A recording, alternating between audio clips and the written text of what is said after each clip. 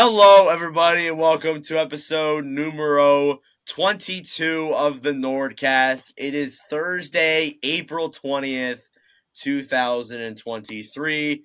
I am your host, Nordic97 here, joined here with Carter. How you doing? I'm doing fan-freaking-tastic right now. I heard you're going to the Jets game, Game 3. Yeah. Got tickets to Game 3, taking the little cousin out. We're going to go enjoy a nice little Jets game, and then, so that'll be fun. And then I also got tickets to Game 6 if it happens. I hope the Jets close it out sooner than that, but I wouldn't be mad to go to two whiteout games. Love to see it. And then we got Jack here. Jack, how you doing? Doing good.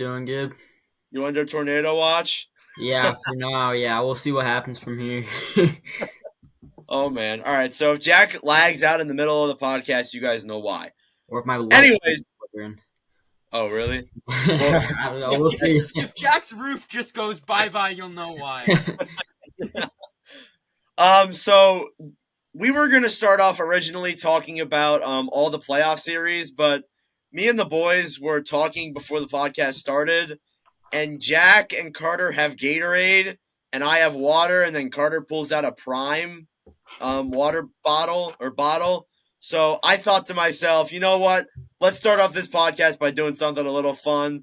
Let's rank those 6 items. We're going to rank Prime. We're going to rank Gatorade. We're going to rank BioSteel.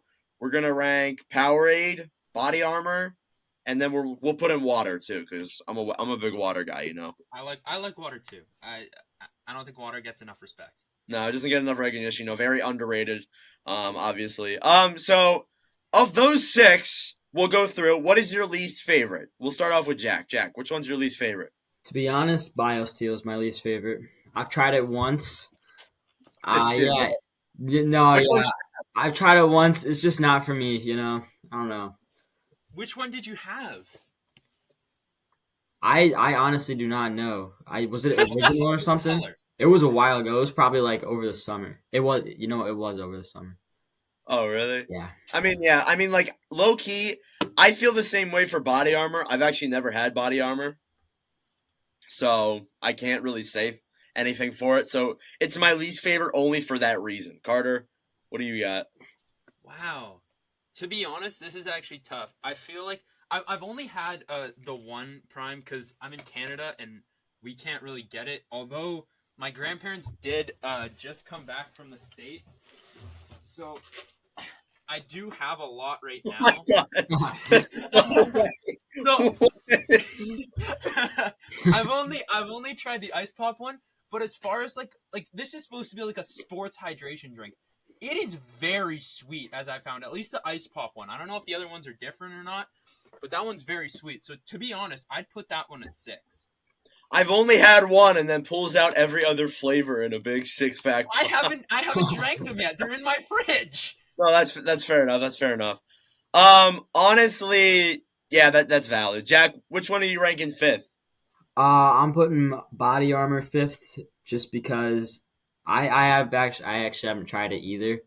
But how can you put BioSteel below it then? What? Because I didn't like BioSteel. This one at least has potential. Okay. All right. I guess that's fair. That's fair. I'm sending you some sort of BioSteel and you're trying it. I have to mail you BioSteel, man. I got cases of it at my work. I'll buy one and ship one to you. Sure. Is it my turn? Number 5, I'm gonna go Prime. Prime just pisses me off. I don't know why, it just makes me mad. Mainly because of Logan Paul. He just annoys me so much. And then like I tried Prime, it's terrible. I don't like it at all. I had the green one, not good. Oh, the lemon lime. The lemon lime one's the one I'm holding out the most hope for. Really? It's not that good. To be honest, I think lemon lime is quite honestly probably one of like my favorite like flavors of a drink. Like lemon lime Gatorade, I think by far is my favorite. But shut up. It's not good. Carter, what's your 5th? My 5, I'm gonna put Body Armor. I do like Body Armor. There's like a couple good flavors in there, but like I'm not gonna like if I'm given every single sports drink, I'm not gonna pick Body Armor over some of them. So I'm gonna put that at 5. Jack, what's 4? Number 4 going Prime. It's all right. Have you had it? I have had it. Yeah, Which tried ones you had? the green one, and the blue one. Why do you guys like? Did you like the green? I like the blue better than the green. That's probably valid. I haven't tried the other ones. That plays a role in my response, but Yeah. for me, for what I got, Powerade, BioSteel, Gatorade, and water. So I'm gonna go Powerade. I don't have Powerade too much really. It's not bad necessarily, but I don't know. I just usually have Gatorade over it. Usually, because Powerade, Gatorade. Carter, Yeah, I'm taking Powerade at 4. valid. It, it, Jack, it's good. It just gets overshadowed. What? Okay. It's really What good. are the options again? Number 3, I was gonna go Powerade. you're gonna go Powerade at 3. Powerade at Then 3. you, Yeah. then, You you, have then you'll have Gatorade and Gatorade water. and water left. Okay. Sorry. Water. Okay. Water 3. Powerade. Okay. Yeah. Water 3. Water 3. Sorry. Water 3, Yeah. really? I won't. I won't. I was gonna give away my other picks, but yeah. Water 3. I'm gonna go. I'm gonna go. I'm gonna go Gatorade 3. I'm gonna go Gatorade at 3. I'm gonna put it there. Carter looks shocked. What's your 3, Carter? My 3 is BioSteel. I really do like BioSteel. Quite honestly, it could very well at some point upset Gatorade, but like it's just so hard to just like drink a bottle of like the BioSteel because it's in like a little container almost. It's almost like a mini milk cartridge. So that's like really weird. It's not as like easy to drink as like a Gatorade would be. I will say that about BioSteel. Like the difference between them and Gatorade is like we all work out, right? Like we're all working out, guys. We all lift, right? Jack, do you lift on occasion? Yeah. Like the one that I would usually go to is if I'm picking one is Gatorade. But honestly, BioSteel is like a good one to have, like if you're, like you're doing something that isn't like working out. It feels like, to be honest. I find that BioSteel like quenches my thirst a lot better. Yeah. But like, yeah. Jack, what's 2? Number 2 is Powerade. Powerade. Yep. I'm gonna put BioSteel too. There's this combo that I go with at work at my job, where I'll get a rainbow BioSteel and pretzels, like chocolate covered pretzels. I don't know why. It's just for some reason a really good combination. Tastes good. Carter, what's your 2? My 2 is Gatorade. Okay. All right. So for our number ones, Jack, what's your number 1? What's your number 1 Gatorade. favorite? Let's go. Lemon lime, best one. That's your favorite Gatorade flavor? Honest, That's my favorite. Jack, I love you. Lemon lime. Listen, lemon lime is a superior Gatorade. I don't care what anyone says. It's so good. It's the best. Oh man. My number 1, I'm gonna go with water. Generally, I mean, like you guys can't be mad at me for this. I mean, honestly, like water's like the most average drink. It tastes good no matter what. To be honest with you, and as well as that too, like during live streams, I probably drink a pound of water. Carter, what's your number 1? Did you just say a pound of water? That is a gallon. That is the gallon. weirdest like way to describe how much water you drink. A gallon. Yeah. There we go. A pint. A pint. I drink a pint of water every day. My number 1 is water. There is nothing that compares to a nice ice, like pure cold sip of water. Like there's nothing better than that. And then to make it colder, you get yourself some sort of like, I don't even know, like some sort of like spearmint gum. Oh man, you get some ice cold water and spearmint gum, you are quenching your thirst. Okay, so we had a little bit of a technical error. My fault. We're going to take a look at the playoffs now because, of course, that is upon us. The best time of the year. We waited 22 episodes for this. So I'm going to ask the question first of who we're all rooting for. I know Carter's answer, but I'm going to let him talk anyway. Just It's the Jets. It's pretty obvious. But I will say one thing. If it's not the Jets, I really do hope that it is a Metro team. Like, as hard as that is for me to say, like, as a Flyers fan, the Metro teams are just, like, really, like, good. And I feel like they got a really good shot. Like, I'd like to see Carolina win. I'd like to see the Devils win because that'd be crazy. I'd love to see the Rangers win.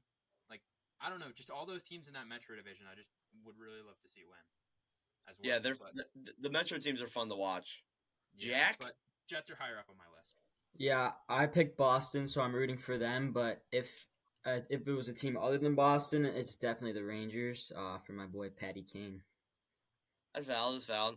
I have no preference who wins it. I care more about the draft. But I wouldn't mind seeing the Oilers win it.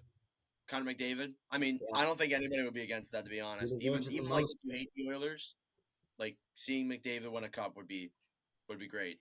Yeah. All right, so we're gonna go series by series, kind of like talk about it a little bit. We're not gonna like go fully in depth with it entirely, but we'll just look at the series.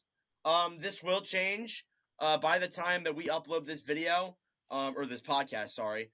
Tampa Bay and Florida will have played game 2, so will Winnipeg and Boston, along with the Devils and the Rangers and the Kraken and the Avalanche. Carter, why don't you give me that look? Whoa, what did you just say? What? Did you say Tampa and Florida, Winnipeg and Boston, or I think I said the right thing. I thought he did. You did not say Winnipeg and Vegas. You said Winnipeg and like Florida or I didn't know what you said. All right, Winnipeg and Vegas. My fault. If I said it wrong, I guess I'll have to go back in the file. Wrong here, and I heard it wrong, but I swear you said something wrong. You were like not even looking at me when I said it, so I don't know why. I still have ears. You probably weren't paying attention that much. You probably just How much sleep did you get last night, Carter? I heard you say Tampa and like a team that's not Toronto, so I'm like, wait a second, and then you said Winnipeg, Florida, or something. Okay, all right. Anyways, so those games will have played by the time this podcast gets uploaded. But as of now, the series goes as follows: Carolina is up 2-0 on the New York Islanders. The series is tied right now between the Boston Bruins and the Florida Panthers. Tampa Bay is up 1-0 on Toronto as of now. The Rangers are up 1-0 on the Devils right now. You move over to the West, it's tied 1-1 between Edmonton and Los Angeles.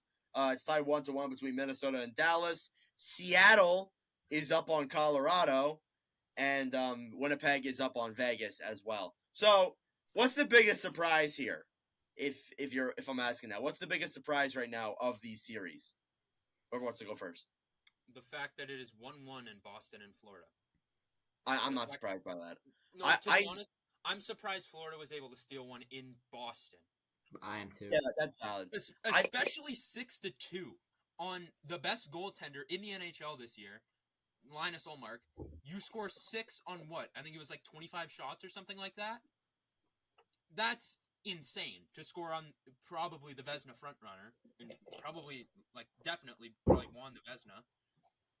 To score 6 on 25 is by far, I think, the most shocking thing so far. I was, for sure. I mean, I guess I was shocked, but then again, I really wasn't. I had a feeling that Florida was going to win game 2. I think they'll take one at Florida as well, or they'll take one in Florida too. Maybe they'll go up 2-1, but I still have Boston winning the series in 6 games. I guess it's surprising, but for some reason I felt like it was coming. Jack, which one's the most surprising? Yeah, honestly, for me, it's also Boston. I thought this was going to be, honestly, a pretty easy sweep for Boston, just the way they played against Florida during the year. But Florida's obviously still a great team, but I really don't like their matchup against Boston. I think Boston will still take this series in 5. But yeah, that's probably been the most surprising for me. I never vote sweeps. Yeah. Gotta say that to be honest with y'all. I never vote for sweeps. Nope. I didn't think it was gonna be a sweep. I thought Florida would steal like a game or two, but not in Boston. I thought they'd steal one in Florida and then Boston would finish it out. But to steal one in the TD Garden is something that you should be proud of. Oh yeah, for sure. For me, I'm a little surprised about Carolina Islanders. Not because of like the series score, but because like I thought it'd be a lot closer, the series, but really it's been way more on the side of Carolina. I figured it would be 1-1 by now, but Carolina has a 2-0 advantage heading to Long Island, and honestly, I think they could very well sweep. They look hot enough that they very well could. So we'll go through now and give our predictions on the series. I know we're mainly just 1 to 2 games in for each of these, but our predictions may not change, but seeing from what we've seen so far, maybe they do. So Carolina versus Islanders, who you guys got? Carolina. It's still gonna be Carolina. I think Carolina will be winning 5. Yeah. Carolina wins in 7. I think the Islanders will come back from this and tie up the series. And then Carolina will win Game 5. Isles win Game 6. Hurricanes win Game 7. Boston versus Florida. I think we're all going to say Boston. But Yeah. Yeah, Boston. I don't think that there's still a world where Florida like wins this series, but like it's gonna end up being a lot closer than we think. if they win Game 3, maybe. I think they could win Game 3. They take game 3 and 4 and really put the pressure on Boston. Like honestly, if they win 3 and 4, I think It's gonna be like a home game for Boston, even in Florida. Yeah, that is Maybe. true. Tickets in Florida are very very cheap for Boston fans to go fly down there and Yeah. Oh, take yeah. a little vacay. Probably costs more than the flight probably costs more than the actual tickets. Oh yeah. Now this is the one where our opinions might change. Tampa Bay versus Toronto. I forget who y'all took. I'm still taking Toronto. Carter? I'm still sticking with Tampa. I don't know. Like, I got to see what happens tonight. By the way, we're going live for this. I know this podcast will be uploaded after that happens, but I want to see what happens in Game 2 before I make my decision. I'm still going to say Leafs in 6, but honestly, if Tampa wins tonight, Lightning in 7. Like, and it would suck, too, if they beat the Leafs, because then they're going to have to make serious changes. Yeah. Yeah. For sure. It's going to be To be very honest, interesting. we could honestly talk about this for like a long time, but what's gonna happen to the Maple Leafs if they don't win this series? There's like we don't even have to get into this, but I'm just gonna say like I'm pretty sure Dubas is gone after this year, no matter what happens. But like, can we even blame Kyle Dubas for this? I don't. No, I don't at all. He's given every single thing to the Leafs. Like the amount of moves he's made last year, the year before that, this year, he brought in Ryan O'Reilly and stuff like that. Like he's giving pieces to his guys, and like the blame just at this point kind of has to go on the coaching staff if they can't get out of the first round here. Yeah. Well, first off, I do want to say that if they win this first round, I think Dubas stays. I really do think that. But if they lose, they're really in a tough spot. I feel like Sheldon Keefe could go, but like he's given it. I mean, like he's made the right moves. Like there hasn't been, and this is going to become controversial, but honestly, I can't really think of a move that Dubas has made where I've been like, that's kind of stupid. Maybe I thought it at the time, but it's worked out for them. Like the Ilya Samsonov, what? Sandin? Or I mean Sandy. Like I think he wanted out anyways. Yeah. I don't think he wanted to be there anyways. Maybe the way that they did it was messed up, but that wasn't a bad trade necessarily. Yeah, I guess. They also have a first round pick now, I believe. So, hey, more prospects. But like the thing is with me is honestly like he's made the right moves. There hasn't been a move that I said that I've seen that is stupid. The Matt Murray and Samsonov tandem I thought was pretty dumb, but it's turned out to be solid.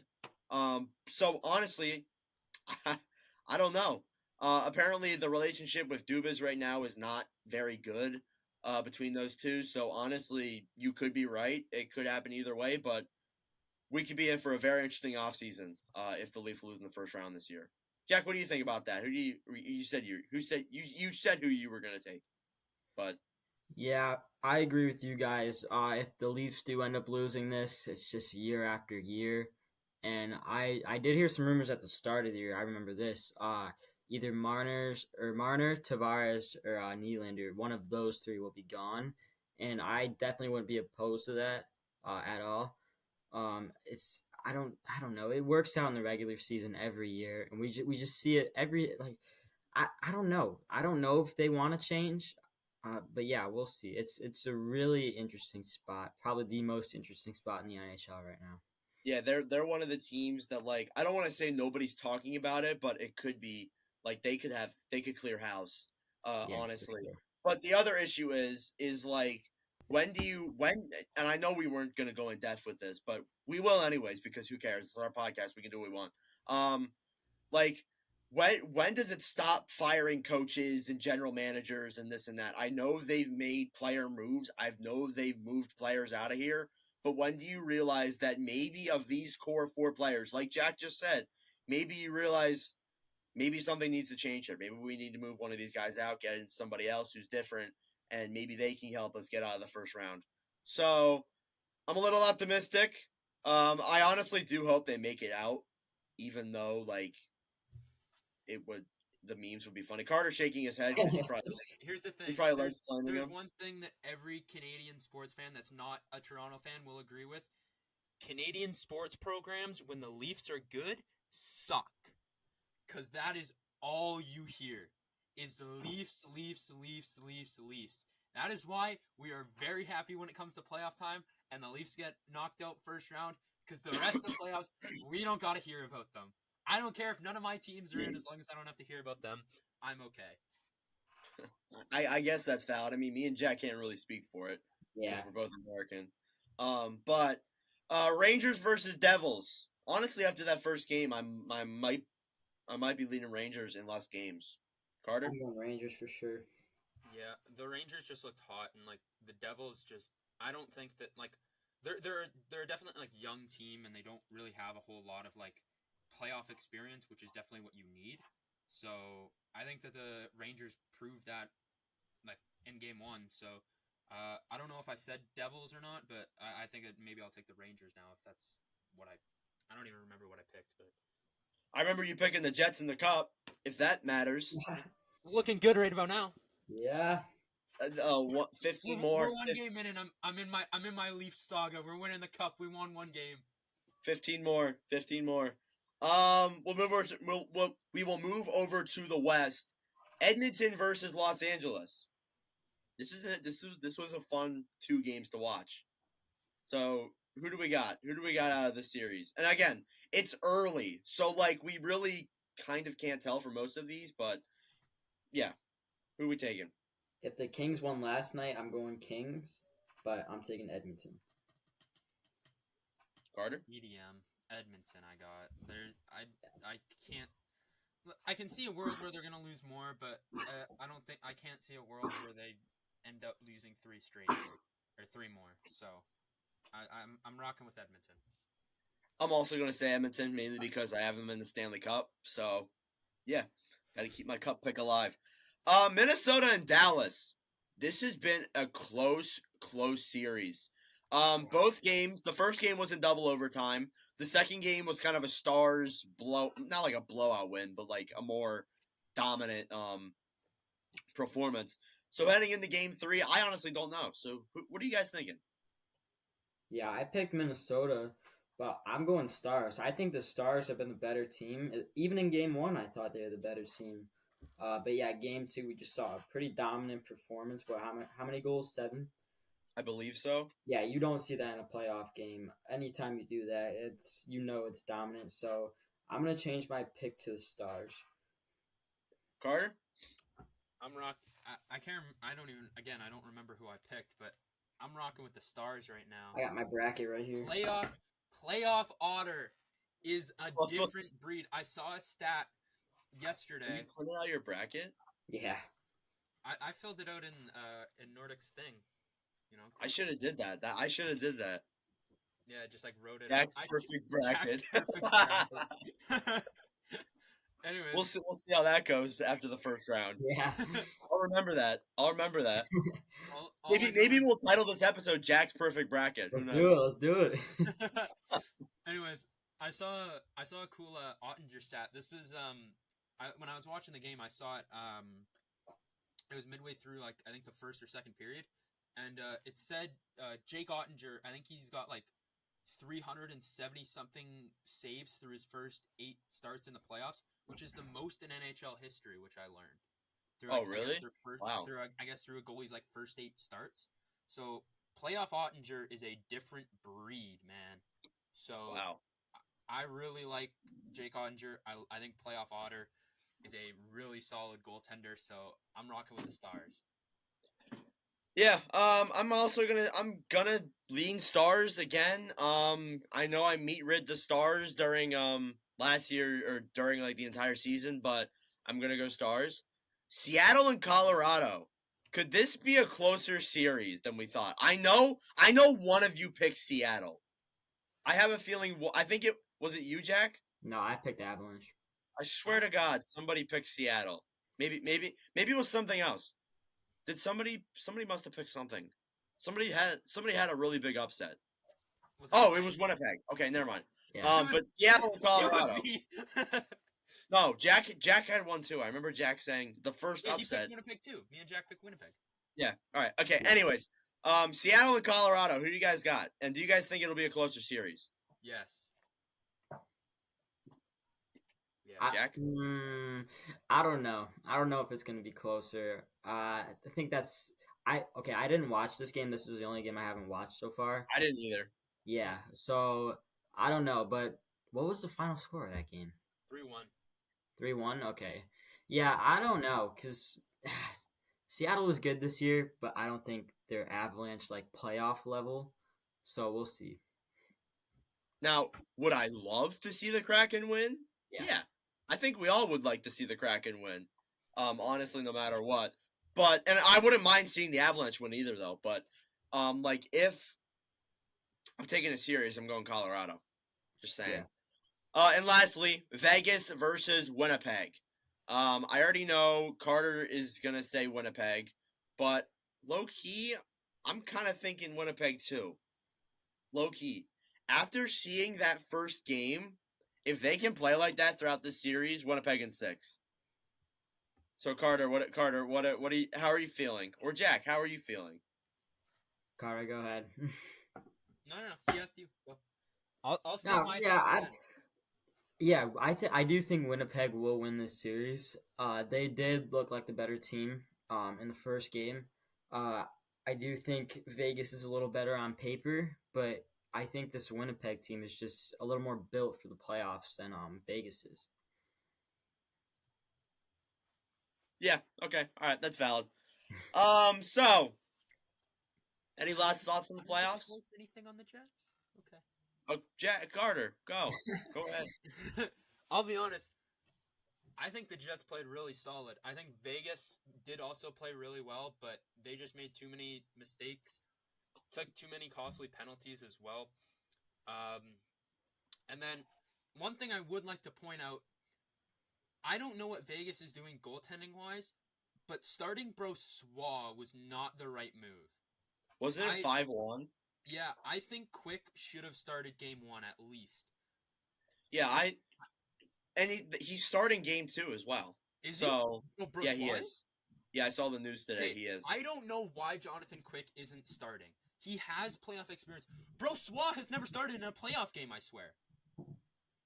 I mean, you would know. You're a Jets fan, so... He was our backup for years. Yeah, so... To be completely honest, I don't know why Brossoit got the start here. I know he's been, all right for Vegas. Jonathan Quick has playoff experience. And we know that playoff experience is way more valuable than regular season experience.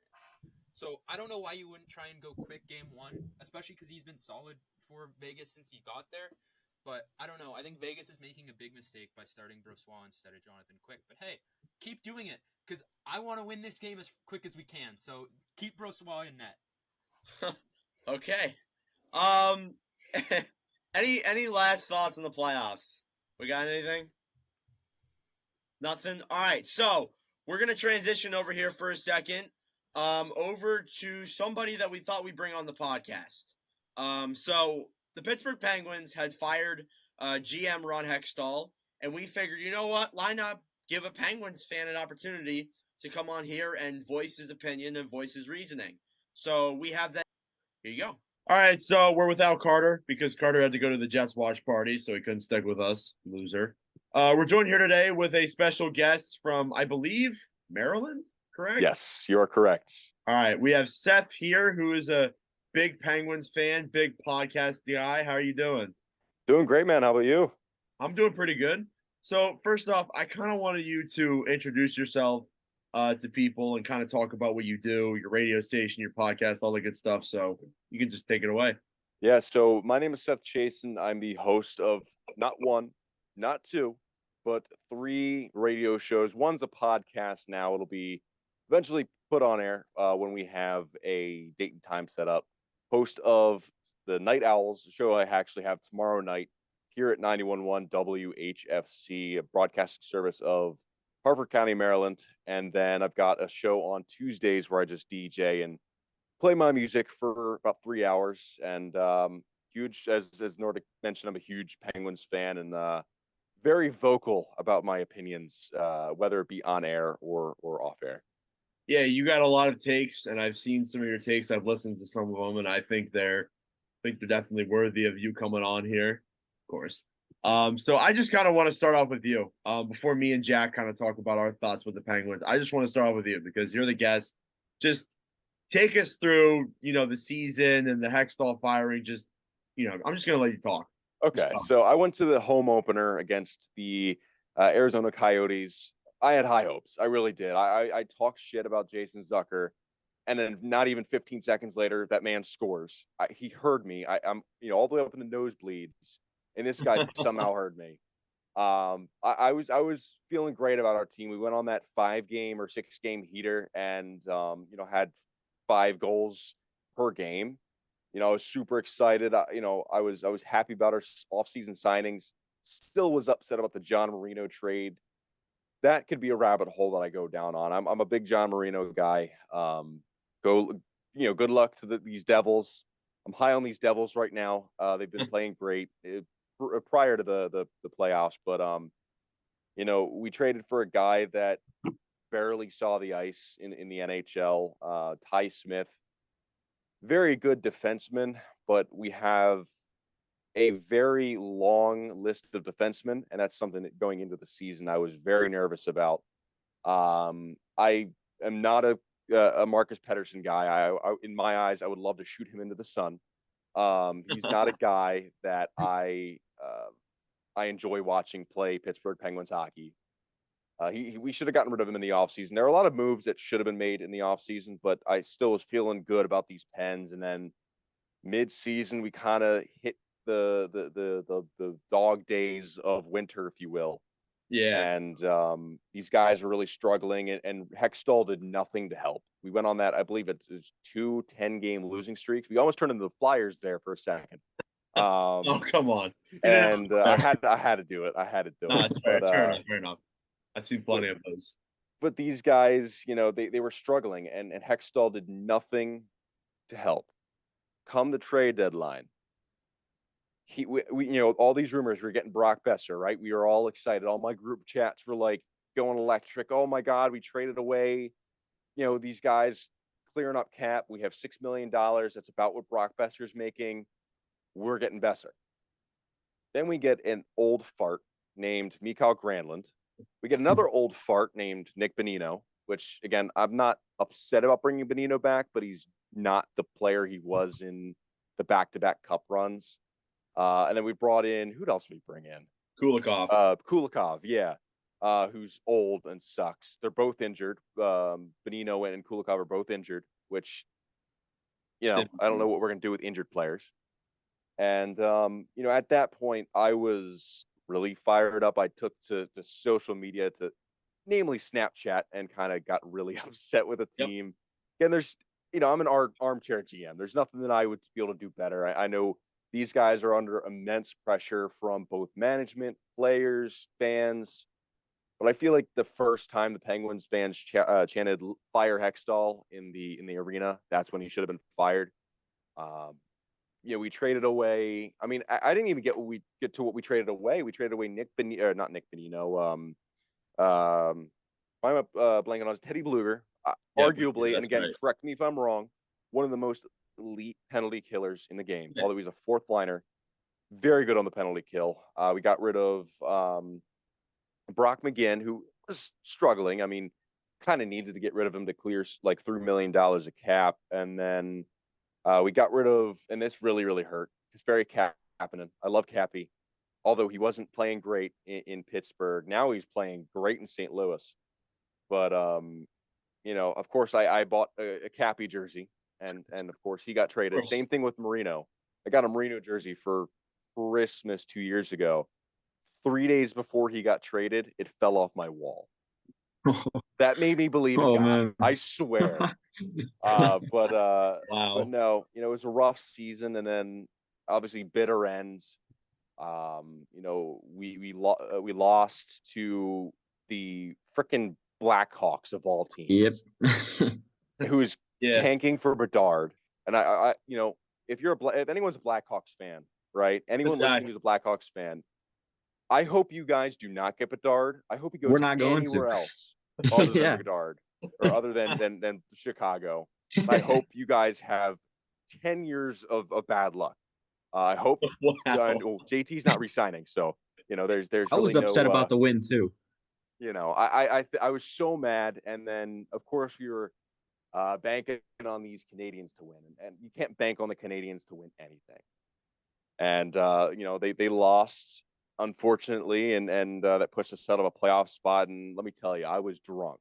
I'm 21, so I'm legal. I'm able to drink. I was heavily intoxicated, with the Blues, and now I know what it feels like to miss the playoffs for not the first time in my life. I really started following the NHL back in 08, 07, right when that streak started. So I've known nothing but Pittsburgh playoff hockey, so it's kind of tough for myself to take it. But that's my thoughts. Well, welcome to no playoffs. Mediocrity. Mediocrity. We've been here for a while. The funny thing is that Ron Hextall has not only screwed over oh my God, one Pennsylvania team, he screwed over both of them. Yes, he did. Which I gotta say, props to him, but at the same time, screw him. I think he's the first person to ever do something like that. But yeah, honestly, I didn't really think of much for Pittsburgh until the trade deadline. I knew Hextall wasn't doing anything, but I was I had a feeling he was going to cook up a really good move and a really good trade. Yeah. Brock Besser was the prime one that I was thinking about, and also too, JT Miller. That was also a name, but I mean, he's a little older than, if I'm not mistaken, I think he's a little older than Brock. Yeah. He's the captain, isn't he? Isn't he? He is not. No, he's not. That was Horvat. But yeah, no, I think JT's a little old for us. We need to get younger. We need to get more exciting. We got older, slower, and much worse than we started the season. And that's what I was thinking. I was thinking, oh, if they get Brock Besser, maybe they don't make the playoffs, but at least Hextall tried. I mean, at least Hextall tried to get a guy in there and play well, and then maybe look at another issue. But Mikael Granlund made no sense to me.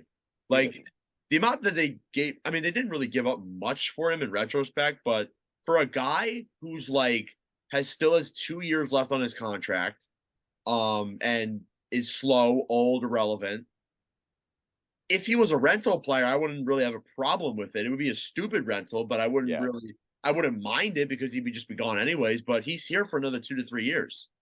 So and he's making $5 million a year, if I'm not mistaken, and he's a third liner at best. Yeah, at best.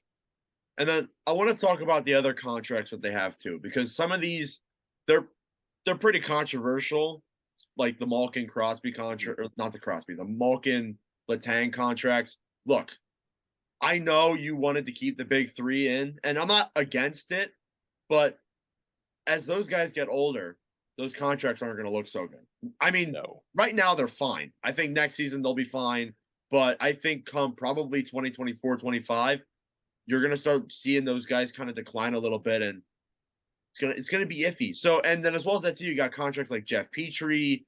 There's another one that comes to mind. Jeff Carter as well. Yes. Yeah. They really can't do a retool or I guess a rebuild for a little bit here. I'm not saying they should go rebuild, but kind of tool this team up a little bit. And I feel bad for whoever's going to be the new GM that comes in, whether it's Kyle Dubas or not. We were talking about that earlier, actually. But honestly, yeah, I mean, Pittsburgh's just kind of everywhere with me. And as well as that too, we found out today that Jan Rudd is going to be out for a while. Yeah. So that definitely hurts. And then Jake Gensel, his future might be uncertain. I saw that today as well. Really? Yeah, it was on Puck Empire, so I don't know if that's. I got blocked by him. and I will leave it at Oh man. that. Got blocked by Puckett. Oh wow. I'll tell you later when we're off air. All But right, we'll do. yeah, I Yeah, no longer see any of his posts. but yeah, Jake Getzel, apparently, like through some Penguins insider, he might not be certain on staying in Pittsburgh, for the foreseeable future. But we'll see. I mean, like honestly, I have to see next season unfold before I'm like, yeah, trade Getzel and this and that. But realistically, are they in as bad as a situation as some other teams? I don't think so. I think they still got some good guys. They still have some relatively young players. Gensel comes to mind. Crosby, I mean, he's old. I mean, he's old, but he's still got it. And I think he'll still have it until the end of his career, the very end of his career. He's just that good of a player. And honestly, although it may seem dark, it might not be as dark as it seems, if I'm being honest. So Yeah, I mean, I think Ricard Raquel was the yeah, only good move from Hextall. Jeff Carter seemed like he was a really good acquisition when we acquired him, but then the next season he just took a shit. And yeah, I mean, look, I love Jeff Carter. Although he's not a very good player. He used to be a really good player. He's a very good veteran presence in the locker room. Is he worth the 2 or 3 million he's getting paid? Probably not. But I'm thinking he's going to retire after this season. This is the last year on his contract coming up. This coming up season, and he's a guy that'll be gone. He'll retire, probably retire a Penguin. And then you've got the expiring contracts with Jari, right? yeah. I was Do we about to ask you re-sign about that. Jari? That is, and we can touch on that a little later. But going back to your original question with Tanger and Gino, right? I think Gino's contract I think it's a little heavy. I think I mean, I think it was 3 years that they signed him for. But I think that's a solid contract. We might get hurt, in the last year or so of his contract. But the Letang signing, I know Hextall was under a lot of pressure, and I did see a report that he wanted to move on from Tanger and Gino, and he was thinking about getting like a guy like Vincent Trocheck in there, which again, if he would have probably been fired sooner if he had let Gino and Tanger walk, because apparently with Gino's contract, Sid apparently like was texting with Hextall like, dude, like, what are you doing? Really? He was a big reason why Gino stayed. There was a interview that Malkin did like after he had signed and said, yeah, Sid was like the main guy that helped this get this one done. And Sid loves his guys, but I don't think Letang is worth $6 million for 6 seasons. I believe that, again, I could be wrong. It could be 4 or 6 seasons. I don't remember which one it is, but I think it's 6. I think you're right. I believe it's 6. But I think, we're going to get hurt because he's a guy that again, pun intended, he's one that gets hurt, and it's unfortunate. He's a great defenseman. Thank gosh he hit his 1,000th career game. That guy's a trooper, but I don't think I think he's going to have a faster decline than Sid or Gino. But I think we're going to get hurt with those contracts. And as for Gensel, like, I see him as being a future captain for the Penguins. Once Sidney Crosby retires, I think Jake Gensel is the next captain. Not only being probably the second best player on the team, I think he's a very good leader. He's learned a lot from Sid, and I hope he stays in Pittsburgh. He's one of my favorite guys. I have 2 freaking Gensel's jerseys, so I swear to God, if he moves on from Pittsburgh, like, I'm gonna be so mad because now that would be 4 jerseys that I have that would be players that don't no longer play for. Oh no, 5. I've got a Muzz jersey. We don't talk about That'd be a that. curse. Just Oh make yeah. sure it doesn't fall off the wall. That's all Oh I'm my gonna gosh, say. yeah, I will literally move out of my house Yeah, seriously. if that happens. But I think it's a very interesting off season because we've never had this happen before where we've had a season under any. I mean, even Sully, right? We haven't had a season where he has not missed the playoffs, or where he has missed the playoffs rather. It'll be interesting to see what they do with the coaching staff. With Sully being extended, I hope they don't get rid of him. He's arguably one of the best coaches in the league right now. The things he's been able to do with that team, as slow, as old, as crappy as they are. Let's be real here. They should not have been anywhere near the playoffs. If it weren't for Sully, I think they would have been eliminated far sooner. Oh yeah. Which again, I kind of wish they were eliminated far sooner instead of going down to the bitter end. But that's the way the script writers made it happen. So. Oh, you believe in the script writers? No, it's more so a meme at this point. Yeah. I think there are some things that might be scripted a little bit. I mean the storylines that these guys have coming out of the season, but I mean, who thought EK65 would have 100 points this season? Like, Not me. I don't think anyone did. Wild. Finally being worth that $11 million contract. Yeah. I'll go back. I'll say something about Sullivan. I don't think he should be fired either. I don't really know if you should change anything in that coaching staff. Was the power play or PK a problem? We couldn't score on the power play. The PK was fine, but the power play was just god awful. And I think who was the former Capitals assistant coach? He's now Ted Reardon, I think. I think something so. Reardon. Todd Reardon? Yeah, Todd, yeah. I believe he's our power play coach, if I'm not mistaken. I could be completely wrong. I could be talking out of my bum hole here, but I think that I mean, he's not a great coach. I will say he doesn't do well he's not coaching these guys well on the power play. I saw like towards the end of the season, like I think we had a horrible percentage with the penalty kill power play.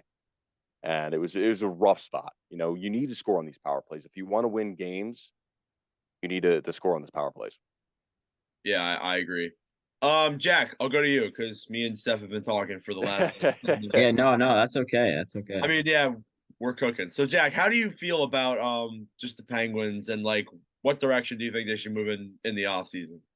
Yeah, definitely very, very interesting spot there. You still got guys like you guys mentioned, Crosby, Malkin, and I don't know because I don't know if you want to go for one more kind of glory year or if you just want to kind of move on because there's not a lot of solid young guys on this team, and I think it could get pretty ugly if they don't move on pretty soon here.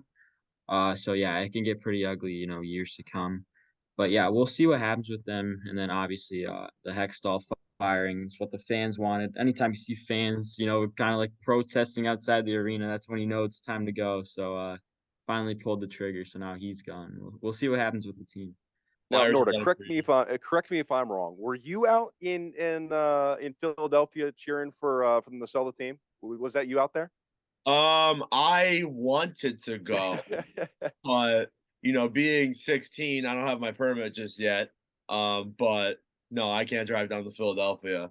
But I wish I was down there. Believe me, I wish I was down there chanting sell the team and fire Fletcher. Glad they finally did it.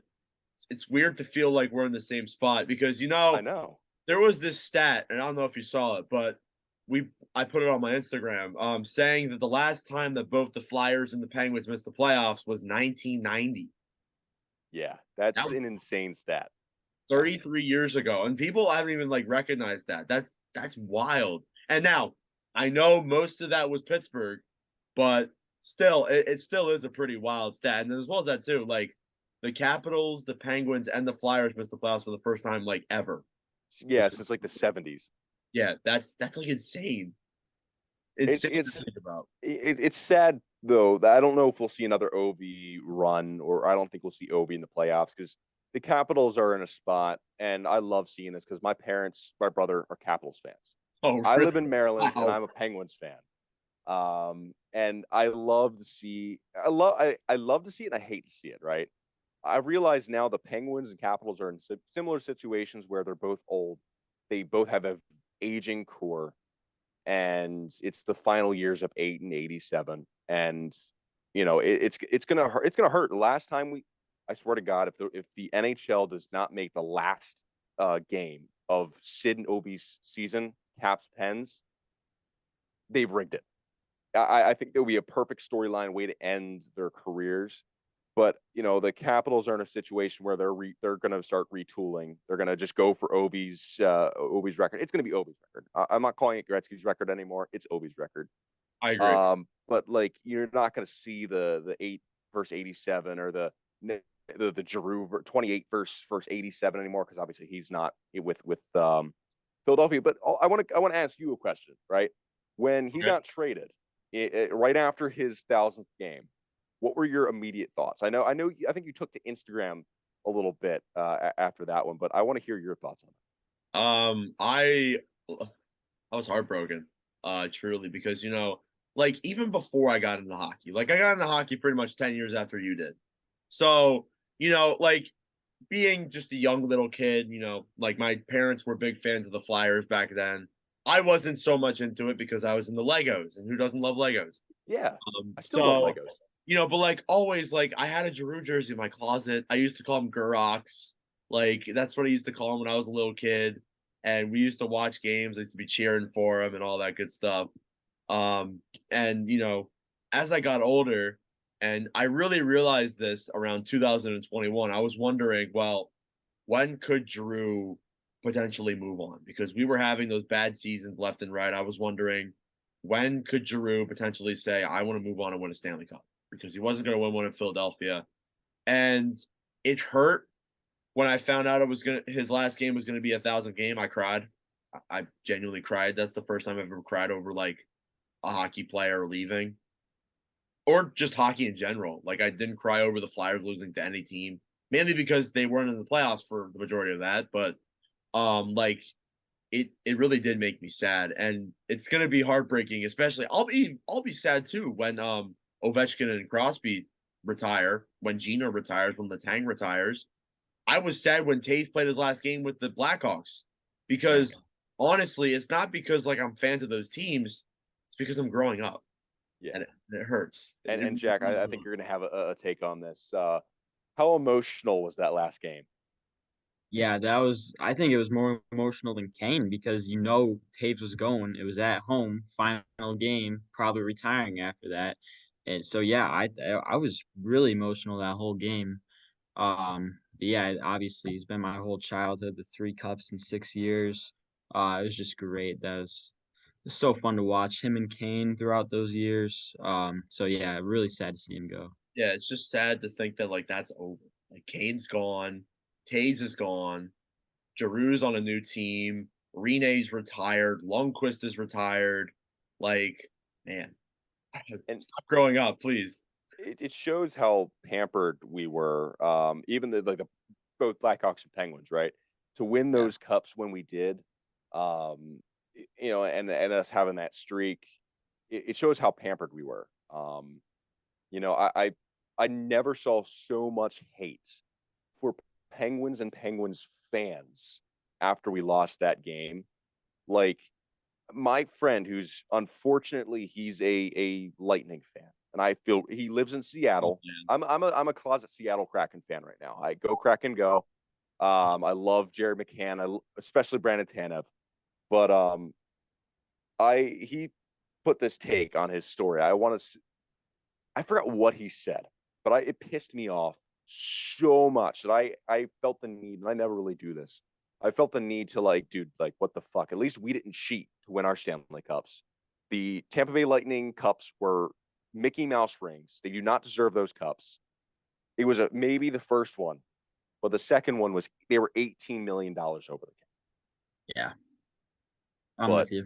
But it shows how pampered we were, and the reaction to that loss, I think, was a little over exaggerated. I think the fans were really upset, and we took it out on social media. But at least the bad guy's fired, the bad man's gone.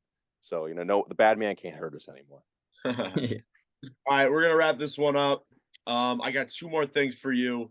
I want to talk about Tristan Jarry. Just kind of give me like what his contract's gonna look like, even if like you think we should re-sign him.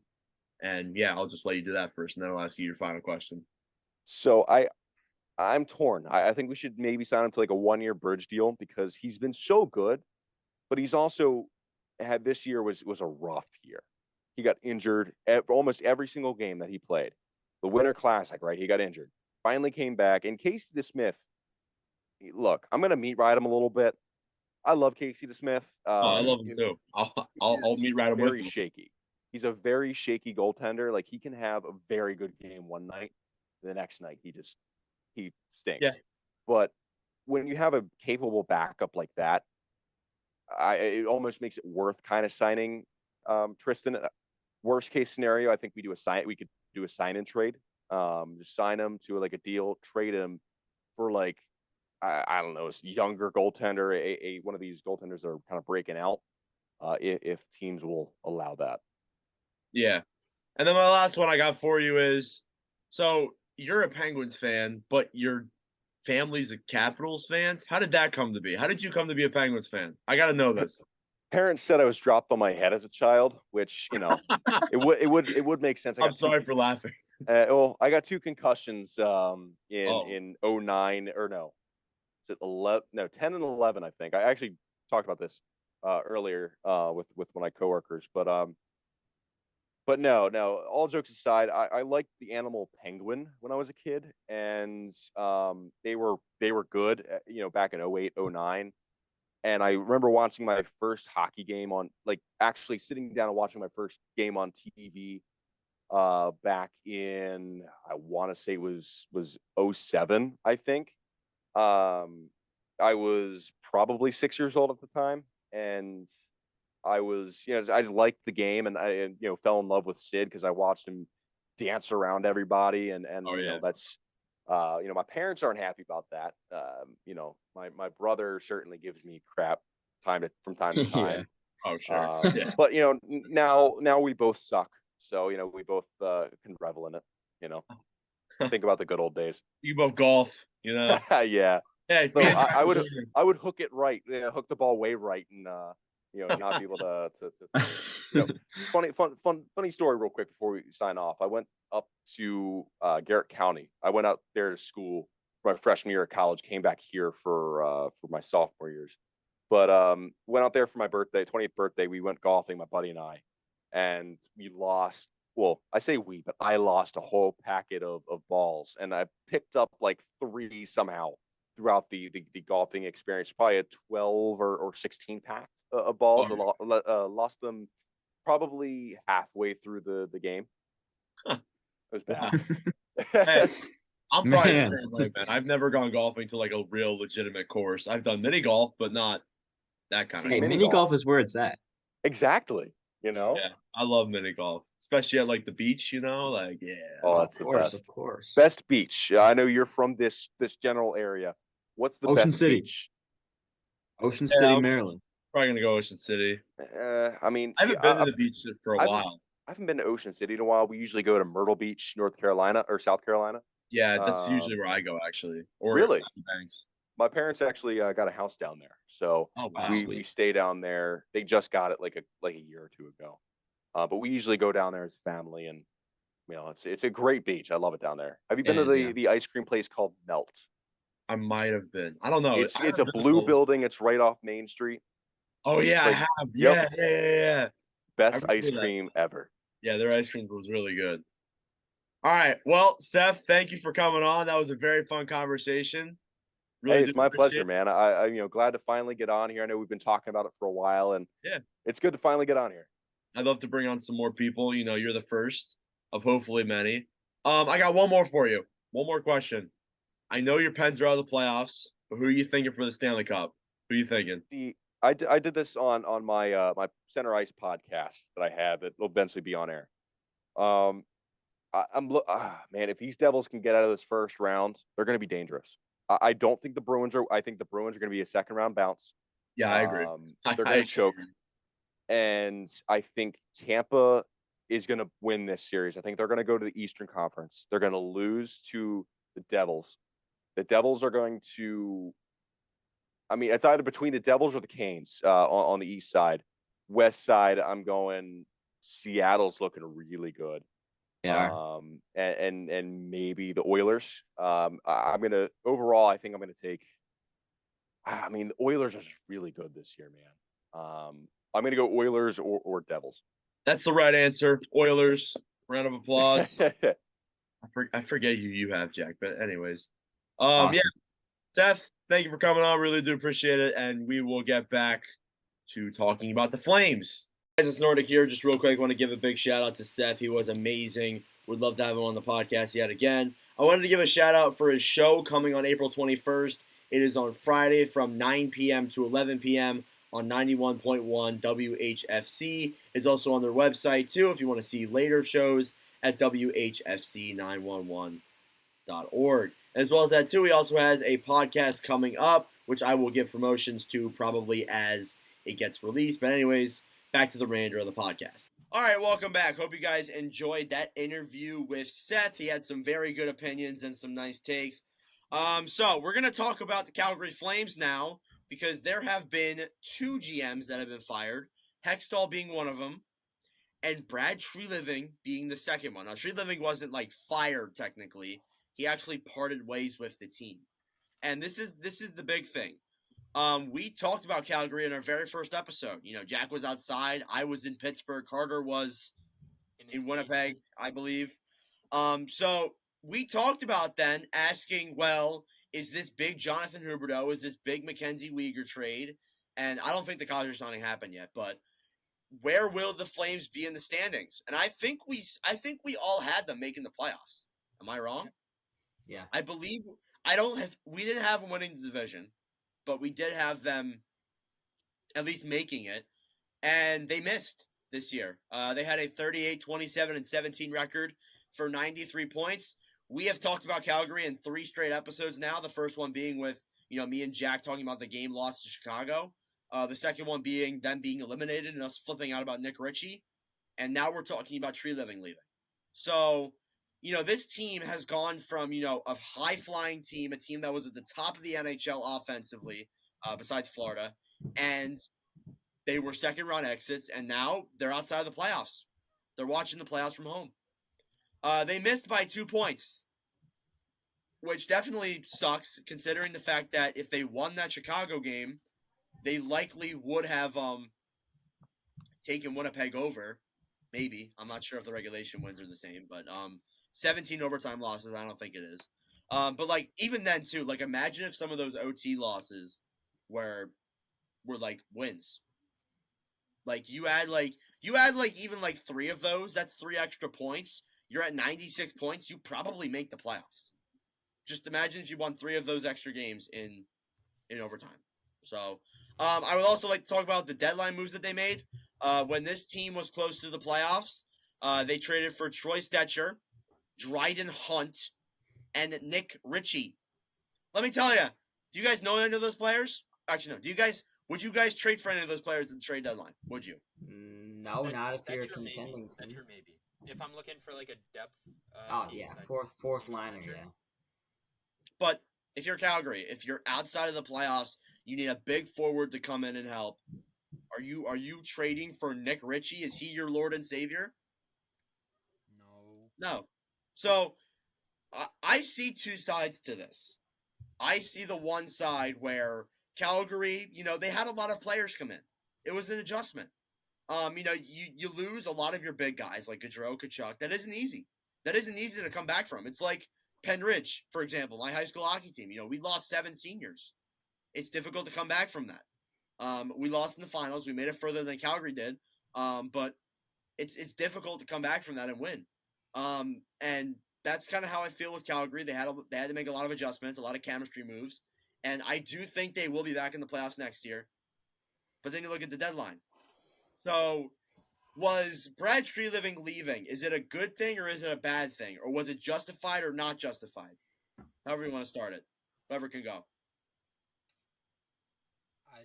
To be honest, I don't even know why. I don't know why the phone's going. Jack, go, bro. I'm just going to mute. All right, I'll go. Yeah, I don't know. I feel like this is the right move for this team. I don't necessarily think it was a bad job putting this roster together. as we talked about in the very first episode, Goudreau leaving, and then you bring in guys that they kind of cover for him, and it's not just one guy like Kadri. You bring in other guys, and I don't know, but parting ways, like you said, I don't think it's really what he did kind of thing. I think it's more a mutual decision. Yeah, it was. Yeah, okay, that's what I thought. It wasn't firing. I kind of worded it wrong. That's my fault. But no, that's okay. So just a mutual decision here. Doing what he thinks is right for the team. I think it's a classy move. So I will say this though, and I also want to bring up Carter. Was that Brad Treliving calling you? Yeah, he basically just said, "Don't tarnish my legacy." Okay, I also want to bring this up. So, what we were talking about just a couple minutes ago, Toronto loses in the first round. Dubas leaves. What if Calgary brings in Kyle Dubas? Ooh, maybe. What do you think? Because oh my God, Treliving, screw off! No, okay, so wow, maybe that was Dubas. Maybe Dubas and Treliving. Maybe I'm getting recruited for a job here. Toronto's offering me. Okay. Hey, Dubas is out. We need another young kid. We're gonna go younger than 40 this time. Dubas is definitely younger than 40. He looks younger than 40. I know, but they usually. I'm just saying, like, keep going younger and younger. More younger GMs. We're giving the kids a chance. Honestly, you know what, John Tavares' kid. You ready to be GM? His dad would never get traded. Okay. Anyways, going back to what I was talking about. Hopefully, we don't get interrupted. Or he'd get traded in an instant. Or that too. What were we talking about? Give Anyways, me the iPad I wanted. Ships him off to San Jose.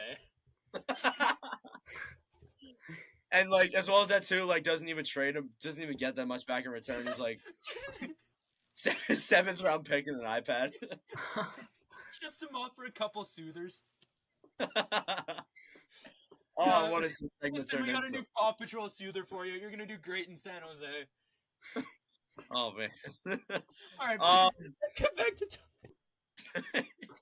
Anyways, so I mean, Dubas has done a really good job at managing this Calgary team, and he has, Calgary, Toronto, and honestly, even though they haven't made it past the first round, like I said, there's been a lot of moves where I've been like, I think he's done a good job. So I think maybe bringing him to Calgary, it's a different situation, but I think he could be able to make the management a lot better.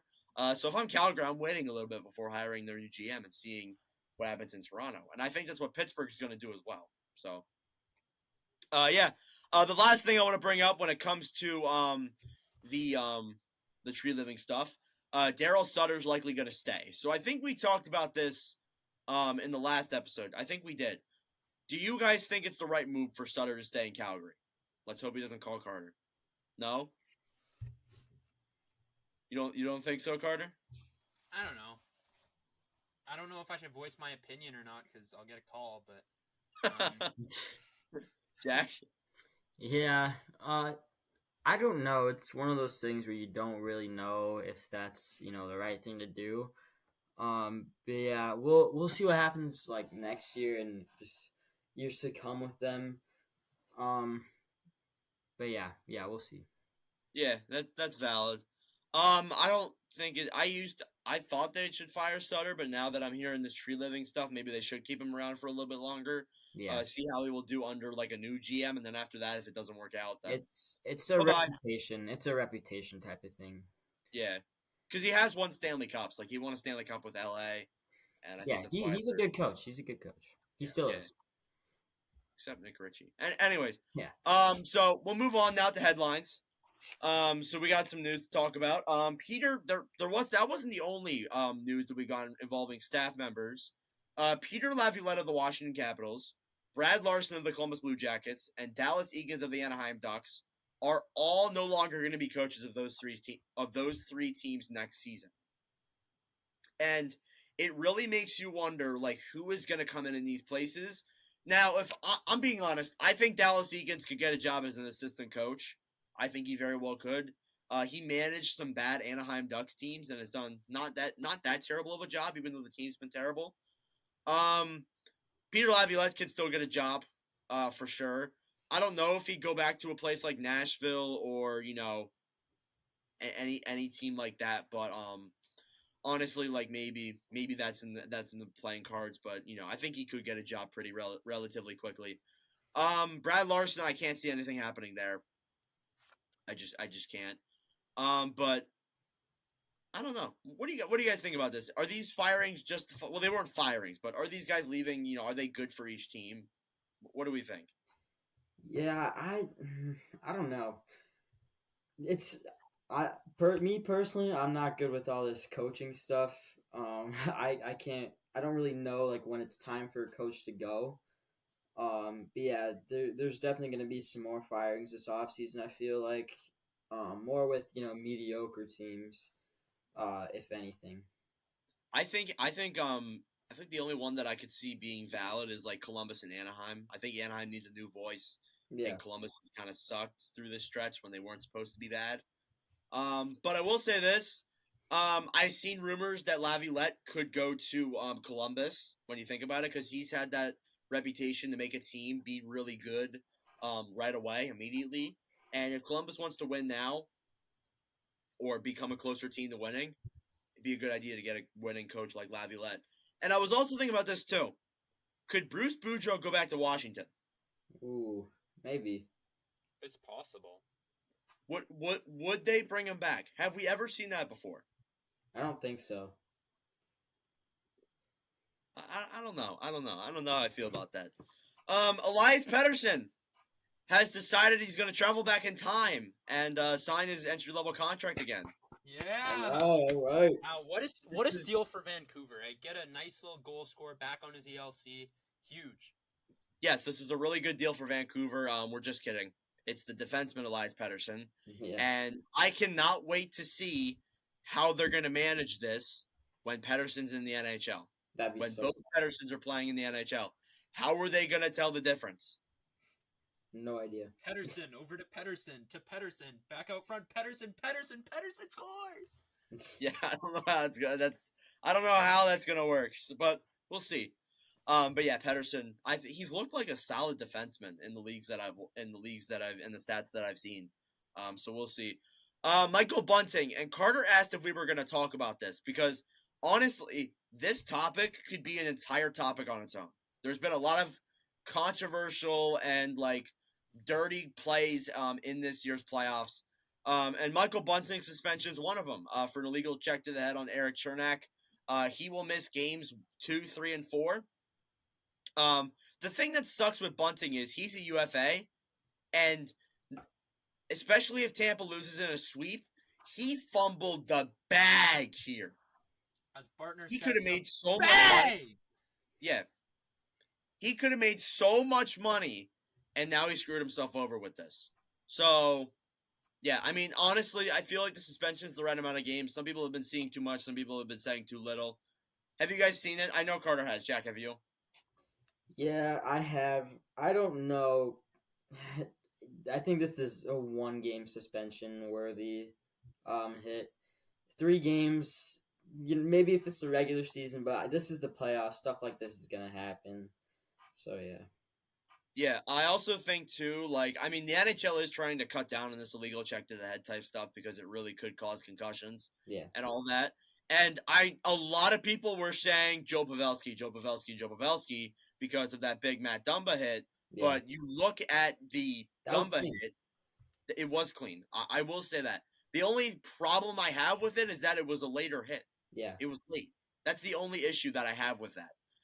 But and that the fact too is Pavelski's head hit really down hard. Chernak's just lucky he didn't get a concussion. Pavelski obviously did, which really stinks. But yeah, Carter, what do you think about the suspension? Do you think it's good or? To be honest, I think that it was a definite suspension, but I think 3 playoff games is a lot of games to miss. Yeah. As bad of a hit as that was, I think 2 games max would have been right there for it. But 3, I think, is a little bit too much, in my opinion, I think. Yeah. Bunting, too, with me kind of makes me it makes me a little bit worried because Bunting's like that physical player. Like, I've seen him in Arizona. I've seen him play. He brings the hits. He brings the physicality. This isn't the first time he's been suspended. And this also isn't the first time, too, where referees just hate him. Like, Yeah. referees just do not like Michael Bunting. Simple as that. But, like, without him, like, you can't deny it. He brings the physicality for the Leafs. Without him, I'm wondering if Tampa can push him around. If Tampa will push them around a lot easier. And maybe this series could end quick. Who knows? And if this series ends quick, we'll go back to the Toronto stuff. Just get rid of everyone at that point. Because if they get swept by a team this is their best chance to win. I've said it dozens of times. It's their best chance to win. So that's kind of what I'm wondering. As well as that too, Bill Guerin has signed a multi-year contract with the Minnesota Wild. This isn't that bad this isn't bad. I like it. I just need to see the Wild get out of the first round before I'm like, yeah. Yeah, for sure. Yeah. I'm just like, yeah. Craig Anderson has retired, I believe, since our last podcast that has happened. Anderson, I've respected him for many years. I know you guys have too. He's been one of those goalies that always been likable by the people. Really solid goalie. Played 21 years in the NHL, which is kind of unheard of for goalies, if we're being honest. Goalies don't typically last that long. But Anderson didn't have the best stats, but was still a pretty memorable and solid goaltender. Yeah. The Wild, what? I just said Okay. yeah. So. Oh, okay. The Wild have signed Frederick Gaudreau to a 5-year, $2.1 million contract. I don't think he's related to Johnny Gaudreau, but still a solid contract for a guy like him. Very solid forward. Brings the physicality, brings the secondary scoring, and all that. And as well as that, I mentioned too that Joe Pavelski is out for games 2, 3, and 4, following the big hit that happened on him a few days ago. Trending players. We got Seattle's Eli Tolvanen, who scored the first Kraken playoff goal in franchise history, which is a pretty good milestone for him. Tolvanen, a really solid pickup for the Capitals. The Kraken in the play. Jesus, I don't know why I make these mistakes all the time, but for the Kraken in the playoffs. And then as well as that too, I'd like to give a shout out to LA's Anze Kopitar, who had 4 points in Game 1 against the Oilers. Played a very key role in why they won. And then the other one, I want to give credit to Sebastian Aho for scoring an own goal. Yeah. Against the other Sebastian Aho. So for the New York Islanders, Sebastian Aho scored an own goal by complete accident against the Carolina Hurricanes, Sebastian Aho. Pretty nasty shot though from Aho. Yeah. No, honestly, like Aho over Aho. Like I just got to be honest. Yeah. Aho's the better player. Do we want to do like Carter? What was your idea? Because we can't do game of the week really because it's not.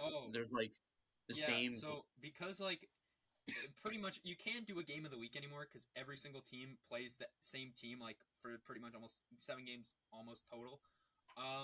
So I don't know. I thought we could just do like our favorite series. Like what's your must watch series? I'll ask this to everyone. We can do this for like the rest of like the playoffs or whatever. Like what's your guys must watch series? Jack, we'll start with you. I'm gonna go Minnesota and Dallas. Yeah, that I haven't gotten a chance to watch that, but I really want to. Yeah. Because the first 2 games have looked very fun. Very, yeah. I honestly I've enjoyed all these series. Generally, I've watched over half of them. I've enjoyed all of them. I gotta say though, of all the ones, I'm really looking forward to Carolina versus the Islanders. Mm-hmm.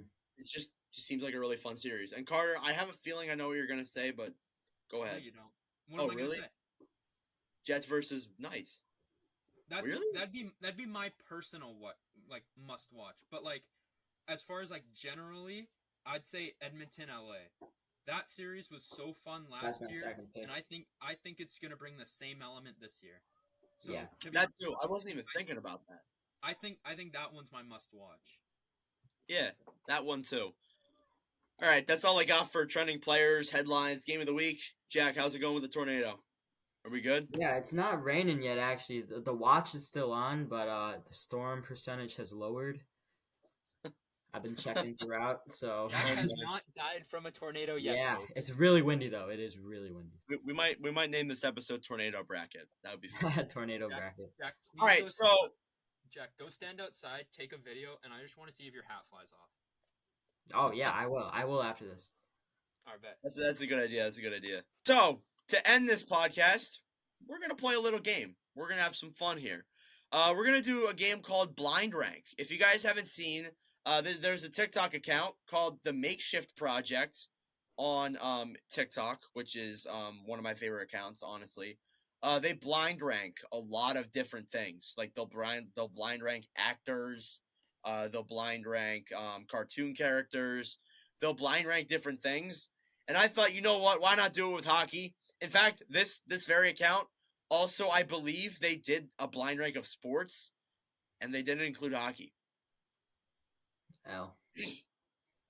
So yeah, L take if we're being honest, pretty L take. So this is solely a game for me. I'm gonna be hosting. So you guys won't be able to do anything with me. I'm gonna swap between Jack and Carter, for these. So for our 3 categories, we're going to blindly rank Stanley Cup champions, and based on how good they were. Or yeah, so I have Stanley Cup winners from 2022 to 2005. And then I have Stanley Cup finalists, the best Stanley Cup finalists from 2022 to 2008. And then I have 5 random playoff performances that I thought of off the spot that I think you guys should blindly rank. You guys can rock, paper, scissors because I only have 2 that I can, I only have 5 here, so I can't do it for both of you. Unless if you guys want to do it together. You know what, we'll do it together. Anyway, scratch that part. So who wants to go first in my fun game? I'll go. You just pointed to me, Carter.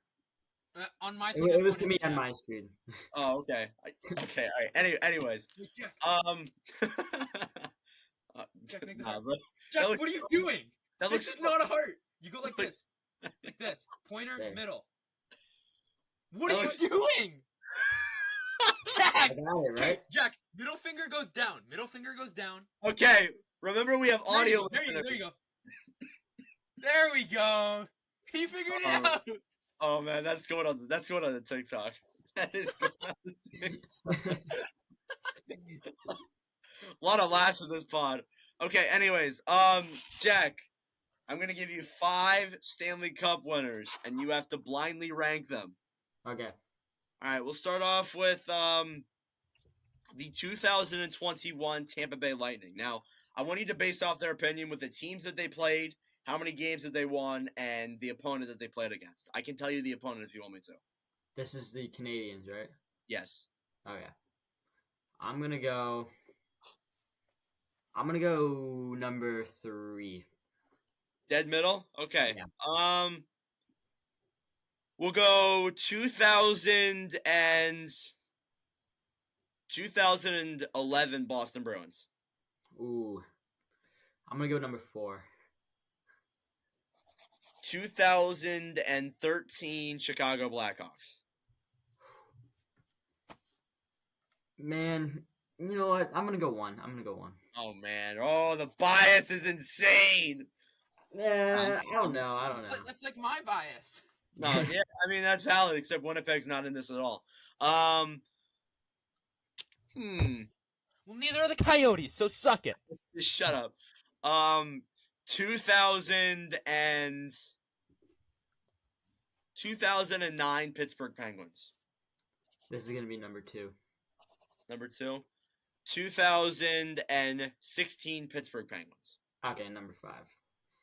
All right, so your ranking was 3 or 5. You had the 2016 Pittsburgh Penguins. 4, I believe you had. Wait. Who'd you have at 4? I think it was 4 Boston. I had. Yeah, no wait. I think it went Boston, Tampa, 09 Penguins. Yeah, He had yeah. Tampa It was at 3. Boston. Boston at 4. Yeah. Yeah. You had Tampa at 3. Yeah. You had the 2009 Penguins at 2, and then you had the Blackhawks at 1. Yeah. All right, Carter, it's your turn. Oh man. All right, I'm gonna give you Stanley Cup winners. Let's go. The 2005 Tampa Bay Lightning. Ooh. I'll put them at 5, I think. The 2006. I'm kidding. That's not one that there wasn't a cup You're just winner gonna that go year. up. The 2007 Anaheim Ducks. Ooh. I'm between 2 and 3. I'll put them at 3. Damn. 3. All right, 5 and 3 you got so far. The 2012 Los Angeles Kings. Ooh, Think of where that 2. team was when they entered the playoffs. Yeah, I'm gonna go with 2. I think. Yeah. The 2019 St. Louis Blues. Okay, I'm going 1. You better. And I think last but not least, I believe I've given you 4. So the 2010 Chicago Blackhawks. Oh, I would have put them at 5 because they beat the Flyers, but I'll take 4. Okay. All right, that's Stanley Cup winners. Good job, guys. We'll remember that. So Carter at 5, you had, I believe, Tampa. At 4, you had Chicago. I think you had the Ducks at 3. Yeah. Correct. You had LA at 2, or did you have them at 1? No, I had LA at 2, Blues at 1. All right, and then Blues at 1. So good job. We're gonna do Stanley Cup finalists next. Carter, Carter, do you want Jack to go, or do you want to go again?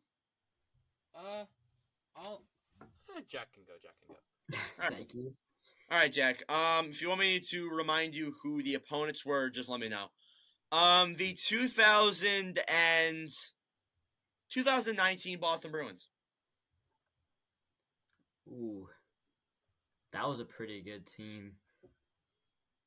I'm gonna go 2. 2.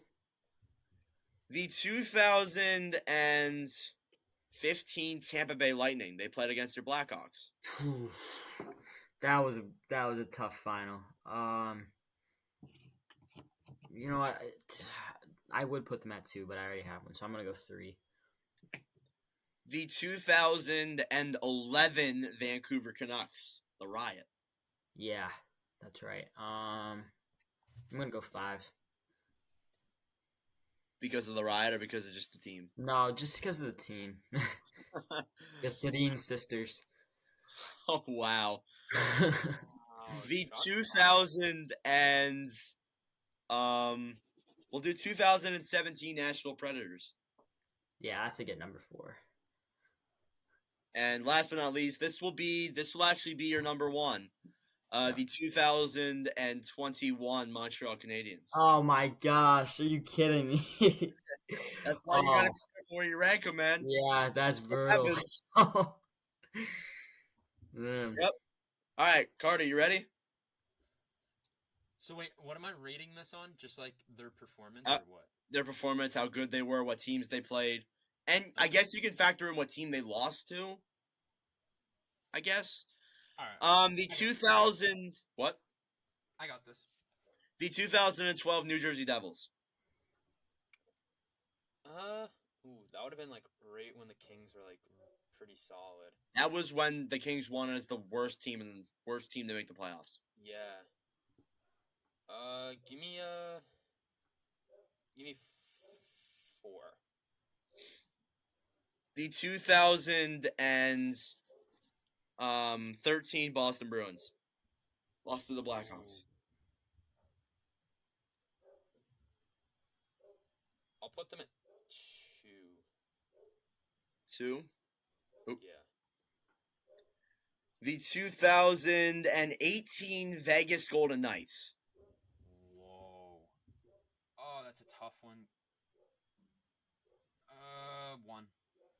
1. All right. You got 4, 2, and 1 so far, so 2 more. The 2020 Dallas Stars. I'd be fine with putting them at 3. And last but not least, the 2010 Philadelphia Flyers. I think that's going to be your 5th pick. That's going to be your 5. That stinks. That stinks, honestly, my opinion. Someone's dog's barking. Yeah, I don't even have a dog. That's mine. That's mine. All right, so this last one. Sorry, guys. The Toronto owners here. Oh. All right, so the last one, you guys can do it together, so I'll keep both your guys' rankings here. I have 5 different playoff stories. They don't involve players, they involve teams. So we'll start off with the first one here. Tampa Bay winning back-to-back cups. Is this out of 5? Yeah. Okay. Carter, what do you I think? think- I'm thinking 3-4 here. Yeah, I was gonna say like 3. Yeah. 3 Let's for go both of you? Yeah. Yeah. Pittsburgh winning back-to-back cups. We'll start off with those 2. Get those out of the way. I'd go with 2. I think. Because to be honest, I think theirs was more. I say we impressive put than them yours. under. I say we put them under Tampa. Under? Really? Yeah. I say 4. Wow. Just think about it. It could be worse stories or it could be better stories I after know this. that's the thing. I'm like looking at some of these stories, and I'm like, this Penguins one is like really good too. You know, yeah, we'll go 2. We'll go 2. Oh, now that you mention that, I really want to go with 4. Now you guys swap positions. Well, Yeah, I don't know if I know. there's. I don't know if there's gonna be other Cup champs in To here, be like honest, as I underdogs. honestly think we should have went Tampa 4, Pittsburgh 3, but we can't do Yeah. that. So Yeah. So just 4. just go 4. Let's go 4. Okay. 4 and 4. All right. We'll do Justin Williams Game 7 performances. Not a specific year, just his performances in Game 7s. 2. Yeah, 2? Okay. he's gonna sewer us. I know he is. The Kings 2012 Cup run, where they were the worst team to make the playoffs, and they were actually one of the more I know dominant. exactly the next one that you have as well. You psycho. What is it? Actually, don't say. What are you guys thinking? You got 1 and 5. 1 and 5. Yeah. You have to What be do you think, really guys? careful here. This is awful because I know exactly what's coming. What do you think? 5? Sure, but it's stupid. But I know which. He's gonna sewer us no matter what we pick. I know this for a fact. All right, Number 1. Let's see. we'll put that at 5. Okay, now watch as you're gonna pick something crappy. Now, I want you guys to Carter. I want to know what you think I'm gonna pick. Okay, Tell me so first. here's my thing. I think that you have like a bunch right there, and I think you had 2 like ready to go. So like, I think if we would have put that at 1, you would have been like, oh, the Chicago Blackhawks fought 3 cups in 5 years. Like, what? That's obviously a number 1. But then now that we put that one at 1, yeah, like if we would have put it at like, because we put it at 1, I think that's what you're gonna say now. But we put it at 5, so now what are you gonna say? Vegas going to the Stanley Cup Finals in 2018 as the first year in their Ooh, first okay. playoff Yeah. team in history. That's a That's number not 1. bad. I I'll think. put that at 1. That's a I'm number not 1. happy about it, but Okay, so you both had number 5, the Kings 2018 Cup run, or 2012 Cup run, or was it Justin Williams? I can't remember anymore. No, I think we number. had Justin Williams. Williams was 2. Okay. Yeah. So Williams was 2. Yeah. He had the Kings Cup run at 5, Pittsburgh back-to-back at 4, Tampa back-to-back at 3, the Williams performances at 2, and Golden Knights going to the Cup final in 2018 at 1. I did have one more that I was thinking about. I had the Blues 2019 Cup final and the Jordan Bennington story, but I decided not to go with that. So yeah, those are my blind rankings for this one. If you guys want to do this next episode, and you guys want to do me, be my guest. For sure. You guys want to convene together and create a blind ranking? Feel free. We'll Alright. cook something up. Jack, I know exactly how we're gonna sewer him. Oh no, here we go. All right, so you guys got anything else? That's all I got for y'all. Got nothing. All right, well that does it for episode number 22 of the NordCast. Thank you all for watching and listening. We would like to thank our host, or our guest, not our host. Well, yeah, we'd You're like to our thank our host. host, Nordic 97. Such a good guy. We'd like to thank our guest, Seth, for coming on the podcast. He is our 4th official guest to join us. And I'm very happy to have somebody who's not like big in the hockey community, but he's more of a fan type person to bring on the podcast. We want to do that a lot more. Carter, what do you got, Carter? We technically have been 5 because, yeah. Wait, 5? Who else do we bring on? McNiven, Bartner, LeBlanc, Max. Oh, you're right. We did bring on McNiven. I forgot about McNiven. Yeah, 5. You're How? 5th. Right. How have you forgotten this? Technically, it's 5. Shut up, Carter. Anyways, thank you all very much for listening. And Am I wrong? You're not wrong. Our last 2 episodes have ended in us fighting. This is Let me do awesome. my outro. Thank you all very much. No! Admit I'm right! Thank you all very much for watching and listening. We really do appreciate it. And anyways, we'll see you guys in the next podcast. And Carter is wrong.